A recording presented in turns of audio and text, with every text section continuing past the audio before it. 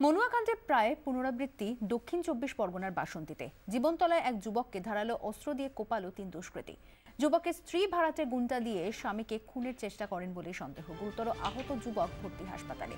পিয়ালির কলারিয়া গ্রামের বাসিন্দা, পেশায় রাজমিস্ত্রি মিল্টন ঢালি। রবিবার রাতে জ্যোতিষপুর শ্মশানের কাছ থেকে রক্তাক্ত অবস্থায় তাকে উদ্ধার করা হয়। পুলিশ সূত্রে খবর, রবিবার রাতে মিল্টনকে ক্যানিং থেকে বাইরে তুলে নিয়ে যায় ৩ দুষ্কৃতী। তারপর শ্মশানের কাছে এক মাঠে তাকে জোর করে মদ খাওয়ানোর চেষ্টা করা হয়।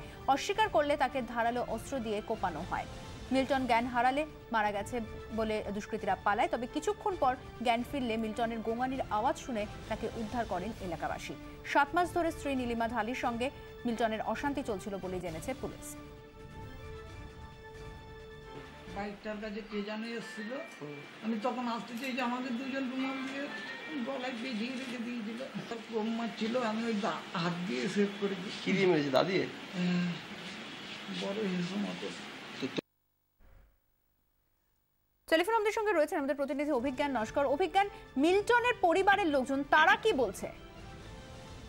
মিল্টনের পরিবারের পক্ষ থেকে এখনো যোগাযোগ করা যায়নি, কেননা যেহেতু মিল্টনকে ক্যানিং থেকে মূলত বাইকে করে তুলে নিয়ে যাওয়া হয়েছিল বাসন্তী জ্যোতিষপুর এলাকায়, এবং সেখানে তাকে প্রথমে মদ্যপান করানোর চেষ্টা করা হয়। তারপরেই কিন্তু যখন সে রাজি হয়নি, তখন তাকে এলোপাতাড়ি তার শরীরে আর বিভিন্ন জায়গায় কিন্তু কোপানো হয়। এবং যারা কুপিয়েছিল তারা ভেবেছিল যে সে সম্ভবত মারা গিয়েছে, তারপরে তারা তাকে ফেলে চলে যায়। এবার গোয়ানির আওয়াজে কিন্তু এলাকার লোকজন তাকে উদ্ধার করে, এবং এই ঘটনা তাকে উদ্ধার করার পর হসপিটালে নিয়ে আসা হয় এবং সেখান থেকে রেফার করা হয়েছে। কিন্তু পরিবারের সঙ্গে এখনো যোগাযোগ করা যায়নি। তবে যেটা জানি যে হসপিটালে চিকিৎসারত অবস্থায় মিল্টন যেটা জানিয়েছে, তার স্ত্রীর সঙ্গে কিন্তু দীর্ঘ ৬-৭ মাস ধরে অশান্তি চলছিল, এবং পুলিশ এটা অনুমান করছে যে সম্ভবত সেই কারণেই ভাড়াটে গুন্ডা দিয়ে তাকে মূলত খুনের চেষ্টা করা হয়েছে। ধন্যবাদ অভিজ্ঞান।